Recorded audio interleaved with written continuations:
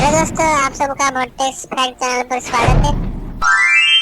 को science fiction movie Lucy के बारे में बताऊंगा। एक खूबसूरत लड़की लूसी इस बात से अनजान है कि उसका बॉयफ्रेंड नशे का कारोबारी है। वो उसे एक केस को सामने वाले होटल में जैंग नाम के एक शख्स को सौंपने का काम देता है और उसके मना करने पर चेन द्वारा केस को लूसी के हाथ के साथ लॉक कर देता है। और क्योंकि लॉक की चाबी जैंग के पास है, डरी सहमी लूसी होटल में एंटर करती है और जैंग को बुलाने को कहती है। जैंग के आदमी आते ही लूसी के बॉयफ्रेंड को शूट कर देते हैं और लूसी को जबरन अपने साथ ले जाते हैं। अब यहाँ डरी सहमी लूसी के सामने खून से लथपथ मिस्टर जैंग आता है। वो विस्फोटक होने की आशंका में लूसी से केस खोलने को कहता है, पर उसमें 4 नीले पैकेट निकलते हैं जो कि वास्तव में CPH4 नामक ड्रग है। इसका ट्राई करने के लिए वो एक नशेड़ी को लाते हैं। ड्रग कंफर्म होने के बाद जैंग उसका भेजा उड़ा देता है, जिससे लूसी और ज्यादा डर जाती है। अब एक दूसरे सीन में प्रोफेसर नार्मन अपने लेक्चर में ह्यूमन ब्रेन के बारे में बता रहे हैं कि आम इंसान सिर्फ अपने 4 से 10% ब्रेन का ही इस्तेमाल करता है और सबसे ज्यादा 13% अभी तक सिर्फ आइंस्टीन ने ही इस्तेमाल किया है। और अगर कोई अपने दिमाग का 100% का इस्तेमाल कर ले तो उसे रोक पाना बहुत मुश्किल होगा। अब ये लोग लूसी के पेट में सर्जरी के द्वारा एक पैकेट प्लांट कर देते हैं और उसे और 3 अन्य लोगों को दुनिया के 4 अलग अलग देशों में भेजा जाता है और उन्हें बताया जाता है कि उन्हें आने जाने में सिर्फ 24 घंटे लगेंगे, जिसके बाद उन्हें आजादी मिल जाएगी। अब इन चारों लोगों का फेस काले कपड़े से ढककर इन्हें ले जाया जाता है।